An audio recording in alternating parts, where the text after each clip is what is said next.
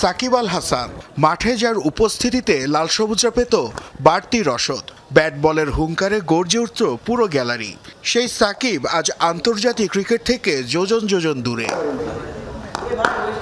এই অলরাউন্ডার যখন নির্বাসনে, তখন দুর্যোগের কালো মেঘটা জমেছে দেশের ক্রিকেটে। আইসিসি দ্বিমুখী নীতির কারণে প্রথমবারের মতো বিশ্বকাপ বয়কট করতে বাধ্য হয় বাংলাদেশ। তবে টি-20 বিশ্বকাপের পরিসংখ্যানের পাতা উল্টালে সাকিবের নামটা যেন জলজল করে ধ্রুবতারার মতো। 1, 2 কিংবা 10 নয়, বিশ্বকাপের মঞ্চে শিকার করেছেন ঠিক 50টি উইকেট। যে রেকর্ডের নিচে চাপা পড়ে আছেন শহীদ আফ্রিদি কিংবা লাসিথ মালিঙ্গার মতো কিংবদন্তিরা। রাজনীতির ময়দানে নাম লেখানোর পর ক্যারিয়ারটাই যেন থমকে গেল এই পোস্টার বয়ের। দেশের ছাত্র জনতার বিপ্লবের পর দেশান্তরী হয়ে আছেন লম্বা সময় ধরে।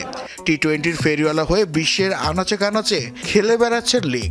ক্রিকেট বিশ্ব যাকে জাদুকর বলে চিনত, সেই জাদুকর আজ নিজের অস্তিত্ব রক্ষার লড়াইয়ে ব্যস্ত।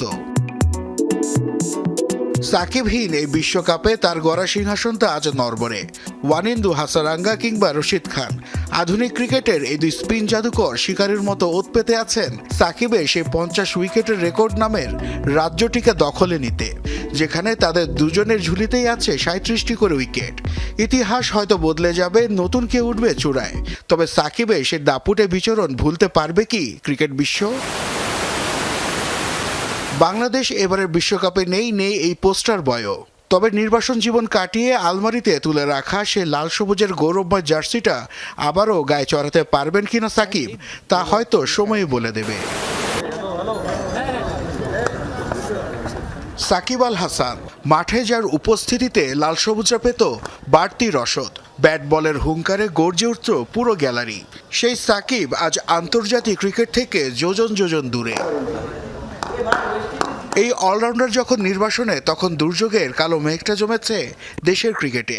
আইসিসি দ্বিমুখী নীতির কারণে প্রথমবারের মতো বিশ্বকাপ বয়কট করতে বাধ্য হয় বাংলাদেশ। তবে টি-20 বিশ্বকাপের পরিসংখ্যানের পাতা উল্টালে সাকিবের নামটা যেন জলজল করে ধ্রুবতারার মতো। 1, 2 কিংবা 10 নয়, বিশ্বকাপের মঞ্চে শিকার করেছেন ঠিক 50টি উইকেট। যে রেকর্ডের নিচে চাপা পড়ে আছেন শহীদ আফ্রিদি কিংবা লাসিথ মালিঙ্গার মতো কিংবদন্তিরা।